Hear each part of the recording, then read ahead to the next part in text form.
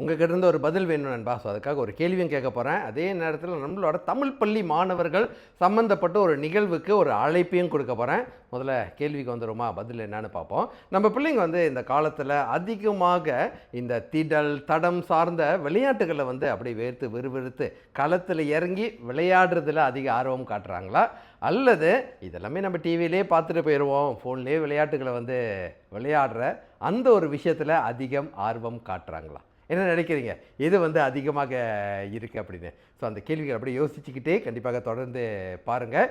இந்த ஒரு விஷயங்களுக்கு கண்டிப்பாக பிள்ளைங்க அதிகமாக எதை பார்க்குறாங்களோ அதில் தான் சரி முயற்சி பண்ணி பார்க்கலாம் அப்படின்ற ஆர்வம் தோணும். What the mind don't know the eyes don't see அப்படின்னு சொல்லுவாங்க.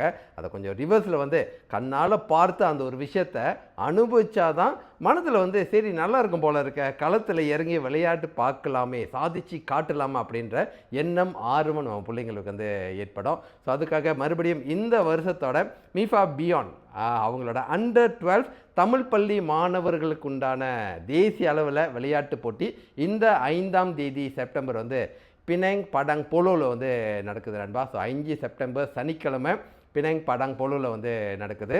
ரொம்ப யூனிக்காக இந்த வருடமும் தொடர்ந்து நடக்கவிருக்குது.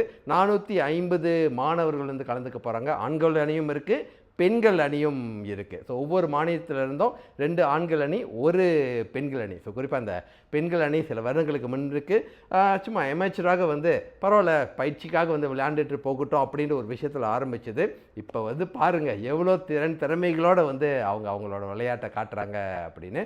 ஸோ நிச்சயமாக இந்த தேசிய அளவு விளையாட்டு போட்டி, ஏன்னா நிறைய நேரங்களில் பிள்ளைங்க பள்ளிக்கூடத்தில் நடக்கிறது, ஈவன் மாநில அளவில் நடக்கிற விளையாட்டுகளை பார்த்துருக்கலாம். ஆனால் தமிழ் பள்ளி மாணவர்களை சம்பந்தப்பட்ட தேசிய அளவு நடக்கக்கூடிய விளையாட்டு போட்டிகளை பார்க்குறப்ப அவங்களோட ஆர்வம் மட்டும் இல்லை பிள்ளைங்களா, பெற்றோர்களே குறிப்பாக பிள்ளைங்க பார்க்குறப்ப சரி நானும் சாதித்து காட்டக்கூடிய அந்த ஒரு விஷயத்தை செய்யணும் அப்படின்ற அந்த ஒரு உணர்வு கண்டிப்பாக நிச்சயமாக பிறக்கும். எவ்வளோ நம்பிக்கையாக சொல்கிறேன்னா, கடந்த ஆண்டுகளில் ஏன்னா எனக்கு நானே பகிர்ந்துட்டுருக்கேன், எனக்கு விளையாட்டு பந்துவிளையாட்டு அதெல்லாம் அவ்வளோவா எனக்கு தெரியாத ஒரு விஷயம். ஆனால் இதை பார்க்க பார்க்க மிஸ் பண்ணாமல் போகிற ஒரு விஷயம் நானும் பழக்கமாக்கிக்கிட்டேன். ஸோ நிச்சயமாக இந்த 5ஆம் தேதி செப்டம்பர் இது அழைப்பாக மட்டும் இல்லை, கண்டிப்பாக வாங்க அப்படின்னு ஒரு வேண்டுகோளாகவும் வைக்கிறேன்.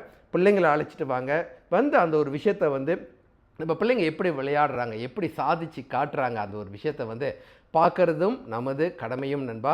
அதே நேரத்தில் பிள்ளைங்களுக்கு இந்த ஒரு எக்ஸ்போஷர், இந்த ஒரு விழிப்புணர்வை கொடுக்கறது நம்ம கையிலையும் இருக்குது. அழைச்சிட்டு காட்டுங்க. நிச்சயமாக இந்த தகவலை பரவலாக பகிர்ந்துங்க. ஸோ அந்த கேள்விக்கு பதிலை போட்டதோட நீங்களும் கண்டிப்பாக வரீங்க அப்படின்னு உங்களோட கமெண்ட்ஸையும் கண்டிப்பாக போட்டுருங்க. 5ஆம் தேதி செப்டம்பர் பினாங் படாங் போலோவில் நேரடியாக சந்திப்போம். 450 நமது பிள்ளைகள், நமது எதிர்காலம் களத்தில் இறங்கி அவங்களோட திறமைகளை காட்ட போகிறாங்க. எல்லாருமே ஆதரவும் கொடுக்கணும். நம்ம பிள்ளைங்களை அழைச்சிட்டு ஒரு எக்ஸ்போஷர், ஒரு விழிப்புணர்வு கண்டிப்பாக கொடுக்கணும்.